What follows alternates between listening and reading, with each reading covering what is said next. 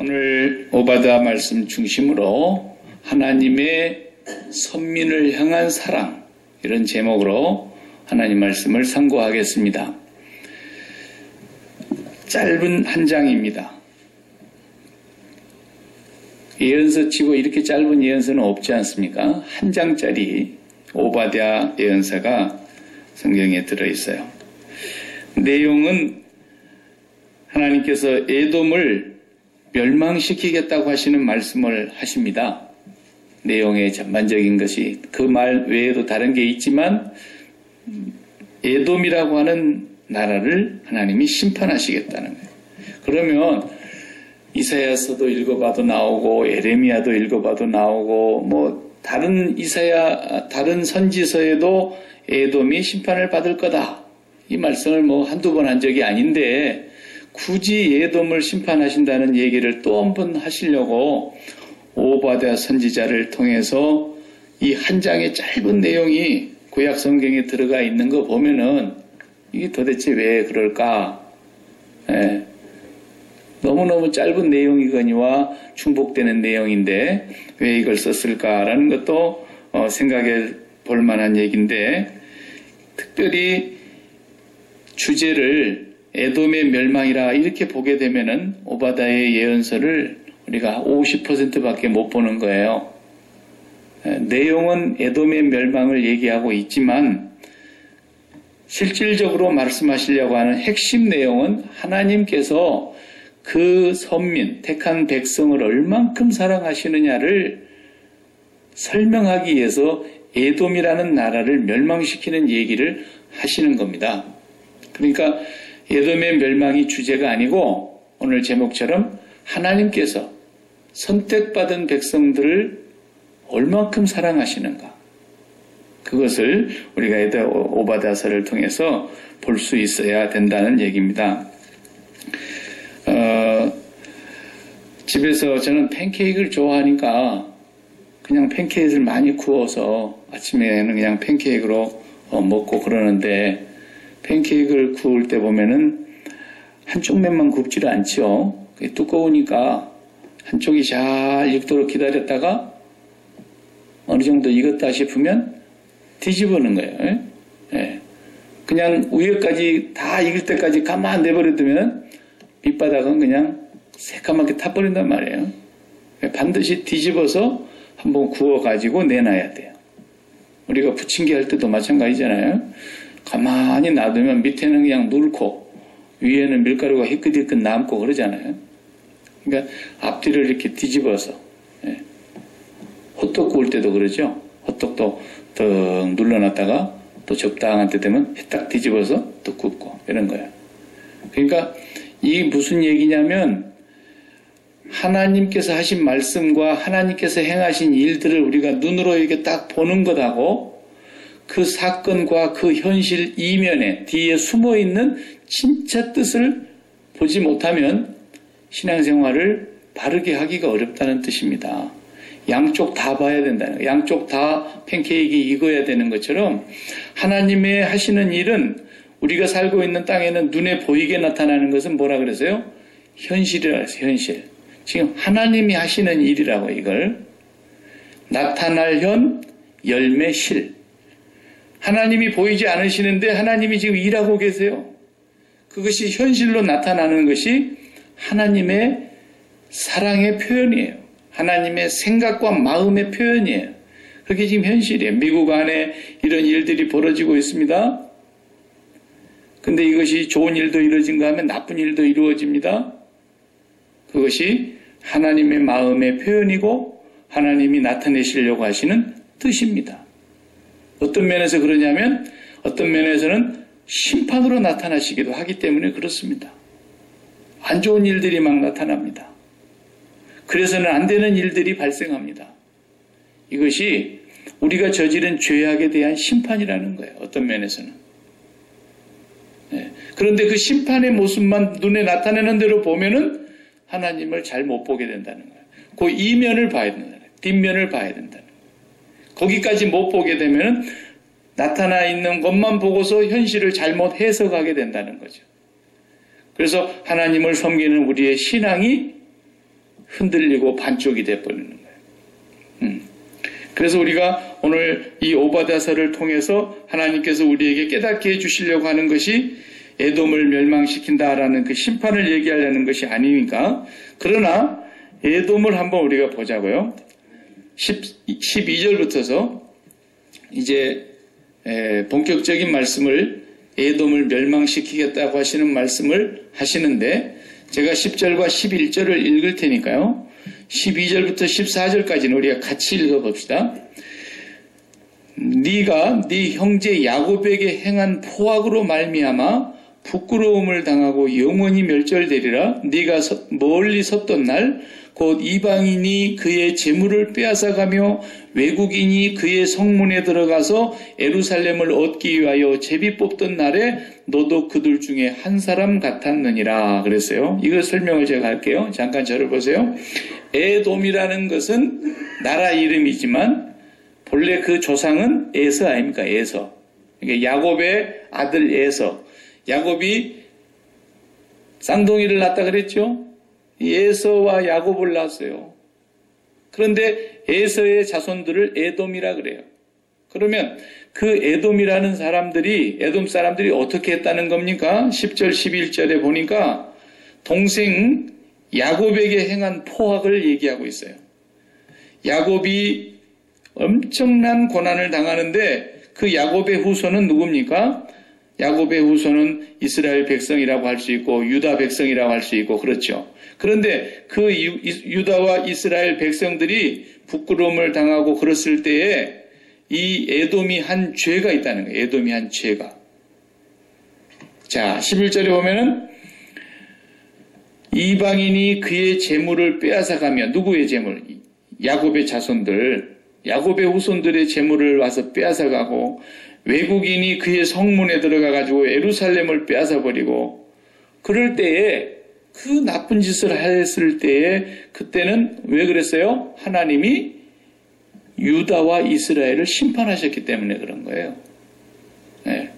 그러니까 이스라엘이라는 북쪽의 왕은 솔로몬 이후에 나눠졌을 때 북쪽을 이스라엘이라고 남쪽을 유다라 그러잖아요. 야곱의 후손이지만 다. 그 북쪽 이스라엘은 누가 와서 그렇게 멸망을 시킵니까? 아시리아. 아수르라고 성경에 나오죠. 그 아시리아라고 하는 나라가 북쪽을 쳐들어와 가지고 이스라엘을 점령하고 나라를 빼앗아 버리고 백성들을 다 포로로 잡아가고 죽이고 흩어져 버렸단 말이에요. 나라가 없어져 버렸어요. 북쪽이. 그때가 언제냐면 예수님이 세상에 오시기 전 721년이었어요. 720년경에 예수님 오시기 전에 북쪽 이스라엘은 벌써 없어졌어요. 아시리아가. 그게 이제 역대하를 보면 잘 나오죠. 그리고 유다 땅만 남아있어요. 유다 땅하고 베냐민 지파 조금하고 해가지고 그 유다 땅만 남아있는데 그 땅은 조금 더 살았어요. 그래가지고 조금 더 나라를 잃지 않고 지내 내려오다가 하나님이 또 그들이 범죄하고 우상을 숭배하고 하나님이 선지자들을 보내도 절대로 말을 안 들으니까 또 하나님 어느 나라를 보내냐면 바벨론이라는 나라를. 그때는 이제 아시리아는 망해버렸어요. 바벨론이 너무 커져가지고. 그리고 바벨론은 아수르도 잡아먹었어요. 그래서 너무 큰 나라가 됐는데 그 바벨론이라는 나라가 이제 유다를 쳐들어옵니다. 그래서 유다를 와가지고 유다 왕이 마지막 왕의 이름이 시드기야입니까? 시드기야 왕을 잡습니다. 그리고는 그 왕자들을 그 앞에다 데려다 놓고 왕자들을 먼저 다 목을 쳐서 죽이잖아요. 그리고 시드기야 왕은 눈을 뽑아버렸다 그랬어요. 왕의 눈을 뽑아버렸어요. 그리고는 그 왕을 죽이지는 않고 묶어가지고 바벨론으로 포로로 끌고 가고 예루살렘 성전은 금은 싹 자기들이 도둑질해가고 그 안에 금으로 만든 기명도 다 가져가고 불질러 버렸어요. 타버렸어요. 흔적도 없이 다 사라져버렸어요. 그리고 수많은 백성들이 죽임을 당하고 포로로 끌려가야 했어요. 자, 이런 일이 벌어지고 있었을 때에 그 형제라고 하는 에서의 후손이 에돔은 뭐하고 있었는가라는 거예요. 에돔은. 한번 우리 이제 12절부터 보겠어요. 네가, 그것은 에돔이요. 에돔이 형제의 날, 다시 말하면 야곱과 그 후손들이 고통을 당하는 그날에, 그 재앙의 날에 방관할 것이 아니면 네가 그걸 방관해서 되겠냐. 유다 자손이 패망하는 날에 네가 그걸 기뻐해서 되겠느냐. 네 막 기뻐했다니까요. 그리고 그 유다 백성들이 고난을 당하는 그때에 입을 크게 벌려 하하하하 했다는 거예요. 에? 저놈들 잘 죽었다 말이야. 에? 잘 망했다 말이야. 그러면서 그냥 시원해가지고 13절 또 읽어보세요. 내 백성이 환난을 당하는 날에 네가 그 성문에 들어가지 않을 것이. 들어가지 말았어야 된다는 거예요. 들어가지 말았어요. 그 다음에 환난을 당하는 날에 네가 그 고난을 방관하지 않을 것이며 하지 않았어야 된다는 거예요. 환난을 당하는 날에 네가 그 재물에 손을 대지 않을 것이며 그랬어야 된다는 거예요. 여러분 그런 거 있잖아요. 사람이 원수 같은 사람이 있어요. 집안 대대로 집안이 원수야. 제가 그런 교회에서 목회는 안 해봤습니다만 그런 교회가 있더라고요. 목사님들이 하는 얘기를 들어보니까 어느 목사님이 목회하는 곳인데 한 교회 안에 원수 집안이 이렇게 같이 나오는 거예요. 교회를. 그래가지고 얼마나 목회하기가 힘들겠어요. 회의를 한번 해도 뭐 이쪽에서 찬성하고 이쪽에서는 그냥 반대를 위한 반대를 하고 그러니까 그 왜 그런가 봤더니 이해는 가요. 6.25 사변이 일어나가지고 막 남쪽이 싹 다 이제 공비 북한군의 손에 들어갔을 때 북한이 완전히 남한을 빼앗을 줄로 생각을 하고 남쪽에 있는 사람들이 이제 붉은 완장차고 거기서 이제 북한하고 이제 손잡은 사람들이 있었단 말이에요. 그래가지고 이 사람은 동네 면장이었습니다. 이 사람은 학교 교장이었습니다. 이 사람은 순경입니다. 다 일러줘가지고 잡아다 다 죽였어요. 그랬는데 이제 다시 또 이제 우리 유엔군이 와가지고 우리나라가 또 다시 이제 원상으로 회복이 되니까 이 빨갱이 놈들은 다 쫓겨 올라가고 나라가 다시 정리되고 난 뒤에 이 고발한 옛날에 완장차고 다녔던 사람들 잡아다 다 죽였잖아요. 국가에서 이제 이 사람들은 전부 안 잡혀 죽을 사람들은 다 빨갱이들 따라서 지리산을 타고 올라가가지고 전부 북한으로 다시 올북해서 갔고 잡혀 죽은 사람도 있고 그 나라가 정리가 되고 나니까 저 집 사람이 저 집 애비가 너그 애비 얘기해갖고 잡혀가서 죽었다. 이래 되니까 나중에 후손들이 교회를 나와도 보통 문제가 아닌 거예요. 한 교회를 다니는데 동네는 교회 하나뿐이고 말이에요. 예수는 믿어도 원수가 돼갖고 있는 거예요. 예. 대놓고 원수라고 할 수는 없지만 마음에 그것이 안 사라지는 거예요. 왜? 저 사람이 일러 바쳐가지고 우리 집 영감이 죽었고 너가 아버지가 죽었고 이래 되니까 자식들이 그걸 안 들었으면 몰라도 자식들도 그걸 다 알고 있으니까 얼마나 마음이 아프겠어요. 그걸 넘어설 때까지가 참 힘든 거 아니겠어요? 신앙생활을 하면서도 그걸 넘어서야 되는데 그 이제 그 원수 집안에 뭐 안 좋은 일이 생겼다 그러면은 이쪽 동네에서는 또 어떻게 하는 거예요? 이렇게 하는 거죠. 같이 교회 나와도 지금 그 얘기하는 거예요. 네가 야곱에게서 나온 한 자손 아니냐. 에서와 야곱이 태어났는데 이삭에게서 제가 지금 아까 처음에 실수했네. 이삭에게서 야곱과 에서가 태어났는데 그 다음에 야곱의 집안은 에서의 집안과 형제고 형제가 서로 하나가 돼가지고 막 이 힘을 합해도 힘들 텐데 세상에 야곱의 후손들이 그렇게 바벨론 나라가 들어와가지고 나라를 빼앗고 예루살렘 불태우고 성전 다 불태우고 사람 죽이고 그럴 때 그것은 그 현실은 왜 그랬어요? 죄 지었으니까. 하나님 앞에 매맞을 짓을 했으니까 그렇게 하고는 있지만 그 북쪽에서 내려온 바벨론 나라하고 전부 손을 잡은 사람들이 다 쳐들어왔거든요. 그때 에서는 손잡지 말았어야 된다 이거야. 바벨론하고. 그리고 에서는 야곱을 도와줬어야 된다 이거야. 야곱의 후손들을. 그런데 세상에 그 어려운 일을 당하고 환난을 당하고 매를 맞고 막 그럴 때 그 사람들은 좋아갖고 입을 크게 벌렸다는 거예요. 오늘 요 12절에 그렇지 않습니까? 유다 자손이 패망하는 날에 기뻐했다는 거예요. 기뻐해야 될 일이 아닌데 그들이 고난을 받고 있을 때 입을 크게 벌려서 하하하하 하면서 그냥 속이 시원해서 어쩔 줄 몰랐다는 거예요.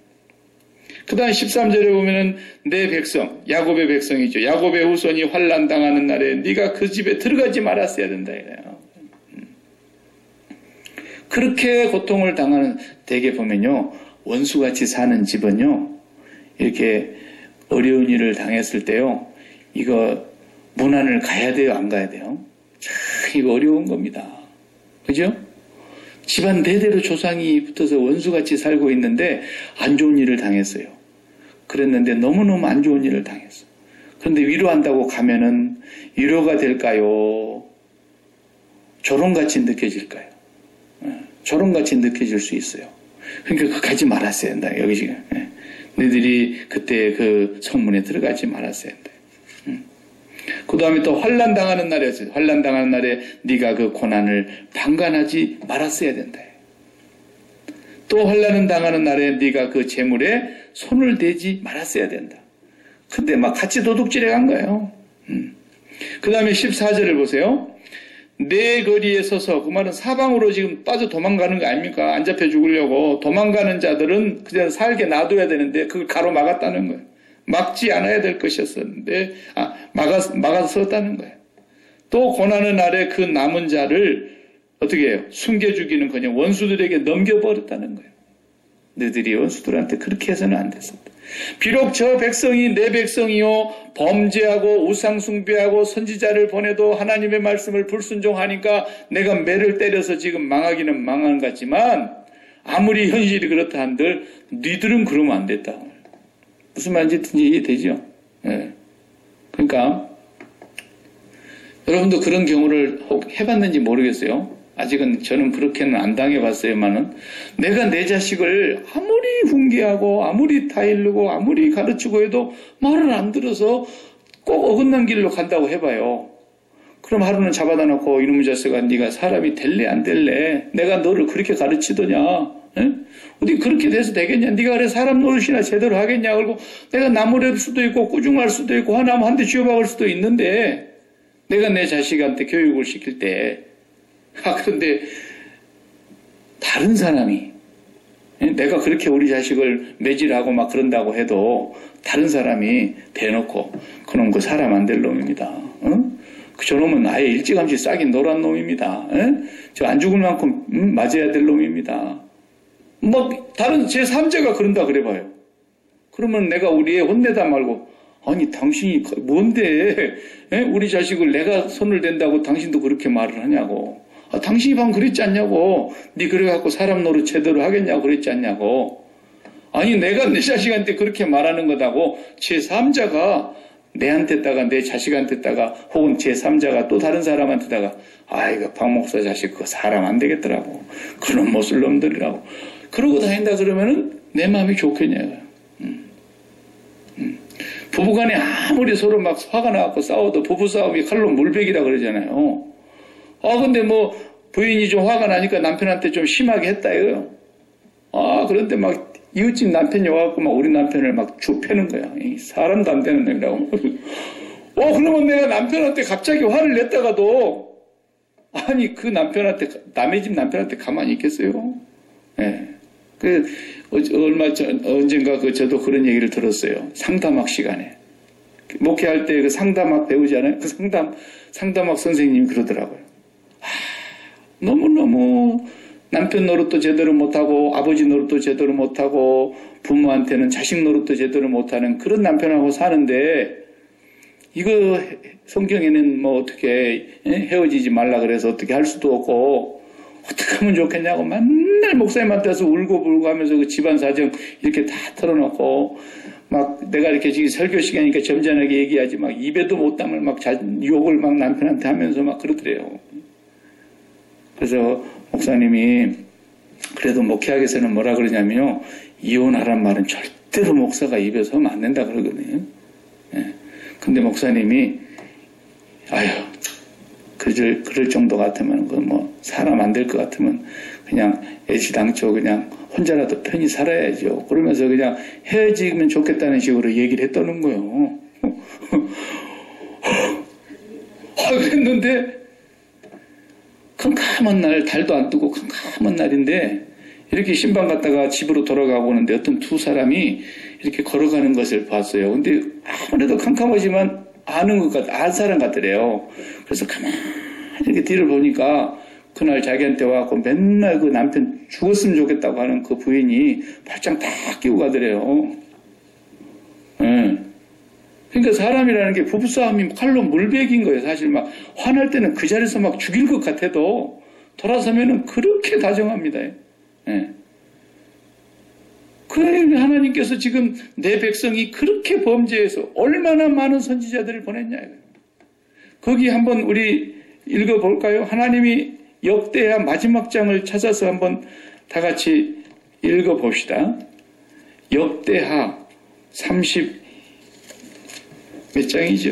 맨 마지막 장이니까. 역대하 36장.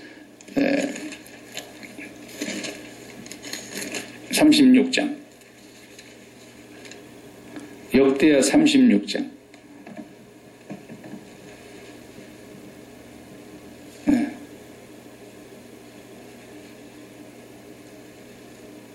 자, 12절에 보면은 11절에 보면은 마지막 왕이 시드기야가 나오잖아요. 11절에. 역대하 36장 11절.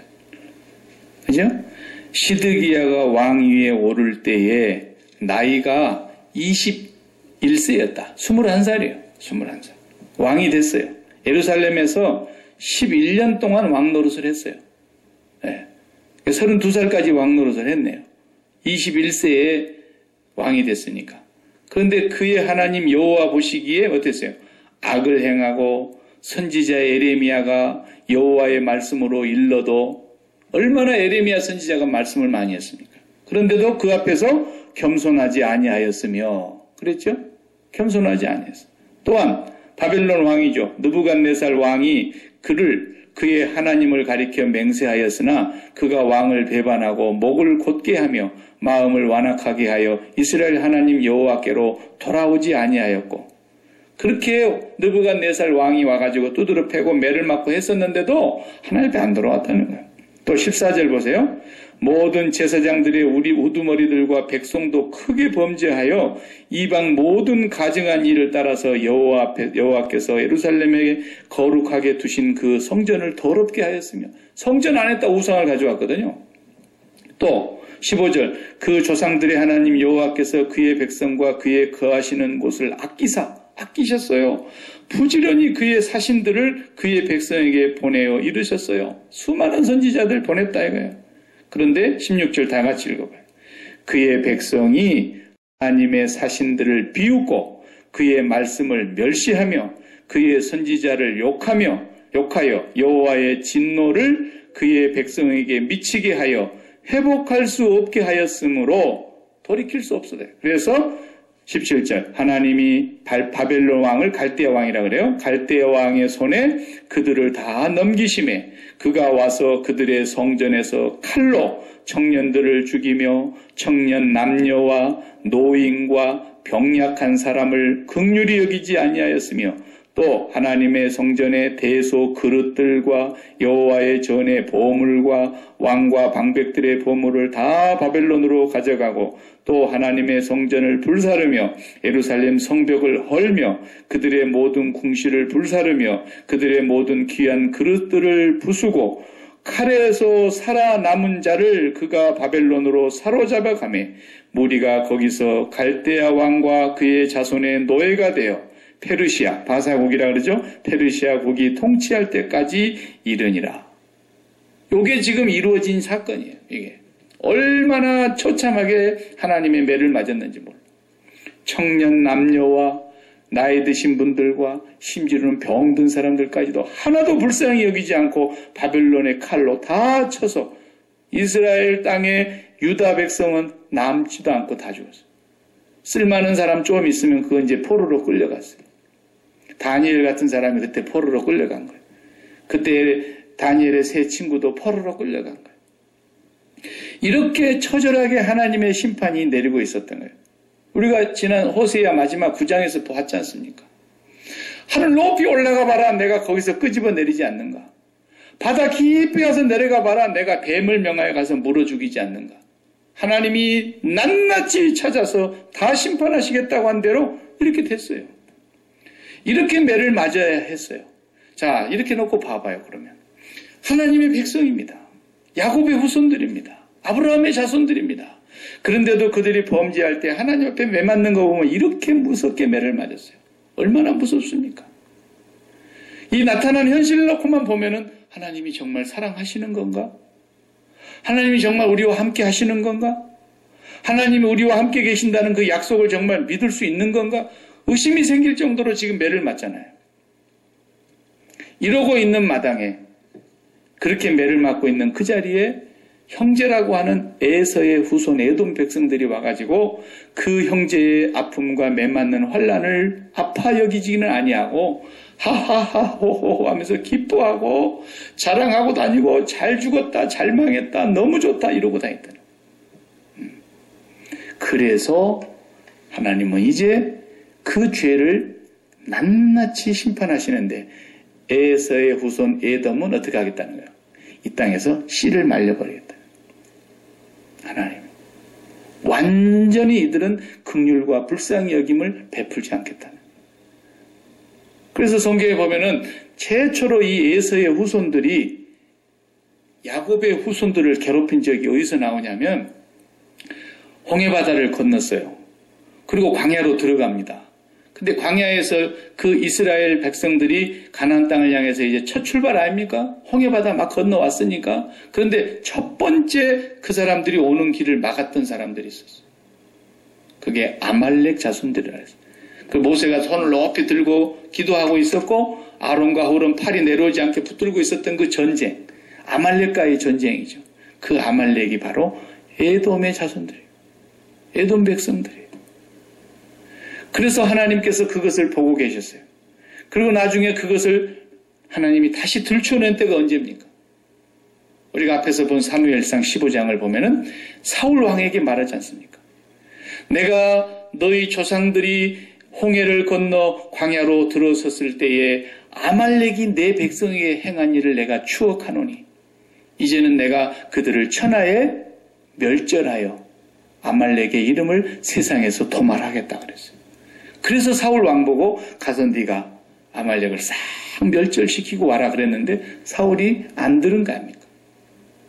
양들도 살려가지고 오고 왕도 살려가지고 오고 불순종했잖아요. 그래서 하나님은 사울을 폐위시킨다고 말씀하셨습니다.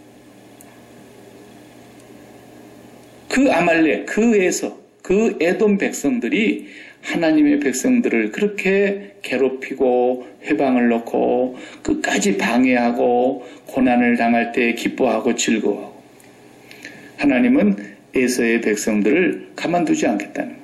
그래서 오늘 오바다의 내용을 통해서 그걸 말씀하시는 거예요. 그러니까 우리가 이제 신앙생활에서 이것을 적용해 볼 때 이렇게 봐야 돼요. 하나님의 백성이 지금 엄청난 매를 맞고 있어요. 바벨론이 쳐들어와서 이렇게 처참하게 나라를 쑥대밭을 만들고 아주 거의 그냥 시종자를 멸할 정도로 많은 사람이 죽었어요. 몇몇만 살아남아서 포로로 끌려갔어요. 그럴 정도로 매를 맞았는데 그럼 하나님 사랑하시냐는 거예요. 하나님 사랑하시냐. 하나님이 정말 우리를 사랑하시고 아브라함에게 약속한 언약을 지키시는 분이 맞냐 이거예요. 눈에 보이는 현실로는 그렇지 않습니까? 이렇게 매를 맞는데. 그런데 이제 그 후반부의 내용은 에돔을 완전히 멸하신다는 거예요. 자, 15절을 또 같이 보겠어요. 15절을 보세요. 오늘 오바댜 1장 15절입니다.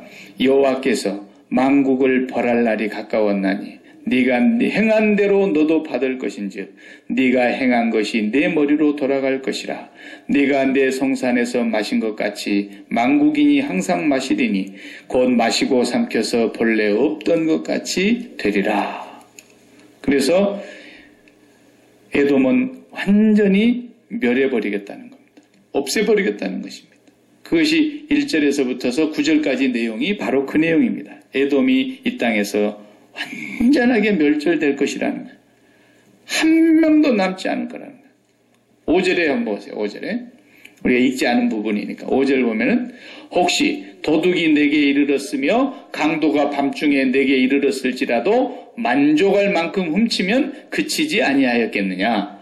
혹시 포도를 따는 자가 내게 이르렀을지라도 그것을 얼마쯤 남기지 아니하였겠느냐. 내가 어찌 그리 망하였는고. 에서가 어찌 그리 수탈되었으며 그 감춘 보물이 어찌 그리 빼앗겼는고. 그랬어요. 그렇잖아요. 도둑놈이 들어왔다가 물건을 가지고 가더라도 자기가 가져가고 싶을 만큼 훔쳤으면 나머지는 남기고 놔두고 갈 거 아니야. 포도원에 포도를 따먹으러 온 사람이 포도를 배불리 먹었으면 나머지는 놔두고 갈 거 아니야. 그런데 에서는 하나도 안 남도록 멸망시켜버린다는 거예요. 하나님이. 그 말씀 하시려고 그러는 거예요. 왜? 내 백성이 망하는 걸 그렇게 좋아했습니다. 내가 그토록 사랑하는 백성이 비록 범죄에서 지금 회초리질을 당하고 징계를 받고 있지만 내 백성이 아파하는 그 자리에서 에서가 그 못된 짓을 했으니까 하나님은 가만 안 놔둔다는 거죠. 그러면 여러분 우리가 하나님의 사랑의 이면을 보는 거예요. 여기서. 네. 하나님이 매를 때리시는 것 같지만요. 하나님은 매를 때리시다가도 또 그 사랑하는 자식은 어떻게 합니까? 그 상처를 치료하시고 싸매시고 제발 말 좀 잘 듣지. 여러분 그런 거 해보셨어요? 애가 그냥 종아리가 막 피가 멍들도록 두드러 패놓고 나서는 잠들면 이제 이렇게 한번 보잖아요. 아이고 놈의 새끼 말 좀 잘 듣지. 속으로는 아파가지고. 제가 옛날에 종아리 맞을 때 우리 어머니가 꼭 그러더라고. 엄마가 너 때릴 때는 엄마가 기분이 좋아갖고 때린 줄 아냐? 너보다도 엄마 마음이 더 먼저 상해갖고 내가 회초리질을 하는 거다. 때리는 사람 마음이 더 상한다. 왜? 사랑하는 자식이니까. 그러니까 하나님께서는 이 사랑하는 자식을 너무 사랑하기 때문에 그 너무 사랑하는 자식이 그렇게 못된 길로 가니까 하나님께서는 잠시 매를 때리는데 매가 좀 심했어요. 정말로 많이 맞았어요. 몇 년을 맞았어요? 70년을 맞았어요. 바벨론 포로 생활이 1, 2년에 끝나질 않았어요. 거짓 선지자들이 따라가가지고 뭐라 그런지 아세요? 포로로 같이 끌려가가지고 하나님이 곧 우리를 해방시켜 줄 거야. 이딴 소리를 하고 다녔어요. 거짓 선지자들이 성경에 보면. 그때 에스겔 선지자를 하나님이 보내서 뭐라 그래요? 너희들은 돌아올 생각도 하지 말고 거기서 아예 집 짓고 거기서 장가들이고 딸들 시집 보내고 그 땅에서 잘 살고 너희들 잡아간 그 바벨론 사람 왕을 위해서 기도해주고 그 왕이 잘 돼야 너희들이 편할 줄 알아라. 그리고 너희들은 거기서 못 돌아와. 다 거기서 죽어야 돼. 하나님 그랬어요. 그래서 70년 동안 다 죽었어요.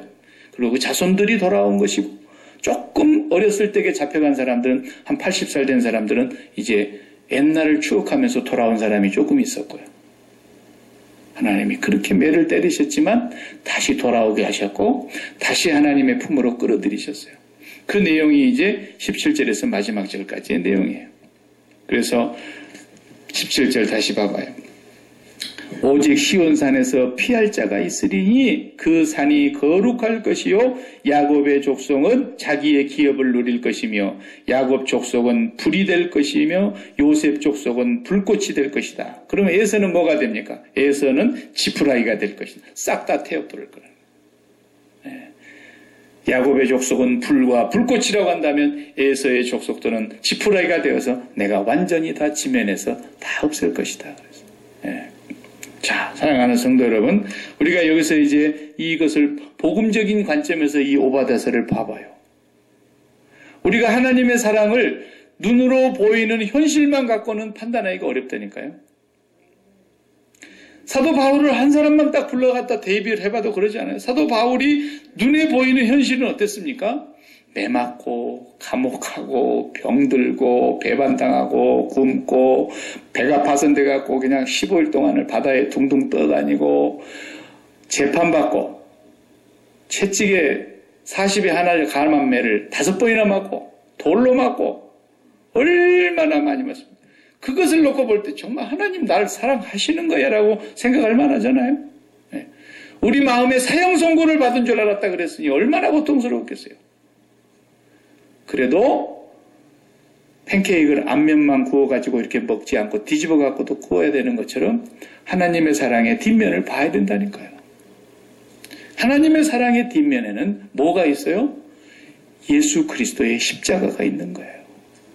예수 그리스도를 보내어 십자가를 통하여 우리를 구속하신 그 사랑은 하나님의 앞면을 봤을 때에 우리 생각대로 안 되는 부분이 있고 어려운 현실이 있다 할지라도 하나님의 사랑이라는 것은 뒤집어 보면 보여요. 반드시 뒤집어 보면 거기에 예수 그리스도가 계세요. 우리에게. 예수 그리스도보다도 더 존귀한 사랑이 없지 않습니까? 어떤 상황 속에서도 예수 그리스도의 십자가의 사랑만큼 큰 사랑은 없지 않습니까? 그러니까요, 간증한다고 뭐 조금 살림 좋아져가지고 형편 풀렸다고 막 간증하고 다니는 건 그건 정말 조금 어린 거예요, 아직. 너무 유치한 거라고 말이에요. 유치원 신앙이라고, 유치원 신앙. 내 앞에 보이는 현실이 너무 잘 풀렸어. 사업도 잘 됐고 자식도 잘 됐고 뭐 건강하고 다 잘 됐어. 그런 정도 가지고 하나님이 나를 사랑하십니다 그리고 간증하고 다니는 거 유치한 거예요. 유치한 거예요. 그런 걸 가지고 간증하고 다녀요. 그것이 내 눈앞에 보이는 현실이 비록 좋아 보일지라도 거기서 뒤집어야 된다니까요. 뒤집어 보면은 그리스도의 십자가의 사랑이 있는 거예요. 어디 감히 그리스도의 그 크신 십자가의 사랑을 내 현실 조금 잘된 것에다가 비교를 한단 말이에요. 하나님의 사랑이 내가 건강한 것이 하나님이 사랑하신 겁니까? 내가 조금 사업 잘된 게 하나님 날 사랑하시는 겁니까? 우리 자식의 일이 좀 잘 풀리는 것이 하나님 날 사랑하시는 것입니까? 하나님의 사랑을 그렇게 과소평가하고 있어요. 하나님의 사랑을 뒤집어 봐요. 그리스도의 십자가의 사랑이라고. 그런 거 간증하고 다니는 거 웃기는 거예요. 나도 하나님 앞에 잘해봐갖고 저런 복 좀 받아봐야 되겠다. 그것이 하나님의 사랑이라고 생각하는 게 너무 우습지 않습니까? 예수 그리스도의 십자가의 사랑을 어디 감히 그런 거에다가 비교해요. 세상에 아무리 좋은 일을 다 모아놓은들 그리스도를 나에게 주신 사랑보다 더 큰 사랑이 있냐고요. 그것 또한 뒤집어 봐야 돼요.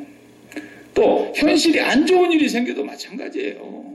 현실이 좀 안 좋은 일이 생겨가지고 내가 눈으로 보이는 것은 하나님이 정말 나를 사랑하신다면 이렇게 할 수가 있을까라는 생각이 들어도 뒤집어야 된다니까. 뒤집어야. 이스라엘 백성과 유다 백성이 이렇게 매를 맞고 바벨론에 끌려가고 얼마나 비참한 삶을 70년 동안 사는데도 그들은 하나님을 향한 사랑을 잊지 않았어요. 약속을 믿었어요. 하나님은 우리를 결코 버리지 않으신다. 예.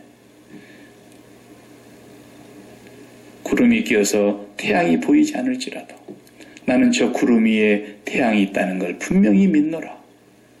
내 앞에 펼쳐져 있는 이 현실이 암울하고 아무리 나에게 힘든 현실이라도 저 위에 태양빛보다도 더 찬란한 예수 그리스도의 십자가의 사랑이 있다는 걸 믿는 것이죠. 그 십자가의 사랑으로 오늘 우리가 하나님의 사랑을 얘기해야지 내 형편 조금 풀어졌다고 하나님 날 사랑은 내 자식 조금 뭐 잘됐다고 하나님 날 사랑 하나님의 사랑을 너무 그렇게 과소평가하면 안 됩니다. 우리가 하나님의 사랑은 이 세상의 어떤 좋은 일보다도 비교할 수가 없는 사랑이라는 걸 믿으시기 바랍니다. 그래서 에서를 하나님이 심판하신다는 이 오바다의 내용은 에서를 심판하겠다는 내용이기보다는 내 백성을 내가 얼마나 아끼는 줄 아느냐 에서 이놈아 그 말이에요. 에서 네가 감히 야곱을 그렇게 핍박할 수 있어? 감히 네가 내 사랑하는 자녀들을 그렇게 비웃고 조롱하고 내가 몇 때리는데 그렇게 좋아할 수 있어? 하나님은 그 선민을 향한 간절한 마음의 사랑을 에서를 철저하게 심판하시면서 보여주신 거예요. 여러분 그걸 아셔야 됩니다. 이것이 오바댜 한 장으로 되어 있는 짧은 장이지만 이곳에서 하나님께서 우리에게 보여주시려고 하는 정말 깊은 사랑이 있다는 것입니다. 그래서 우리도 다윗도 배우고 있지만 지금 다윗을 계속 사무엘상에서 보고 있지만 다윗이 얼마나 눈에 보이는 현실이 어렵습니까? 너무너무 비참하지 않습니까? 그래도 하나님을 다윗을 향한 사랑은 뒤집어 보면 변치 않고 있어요.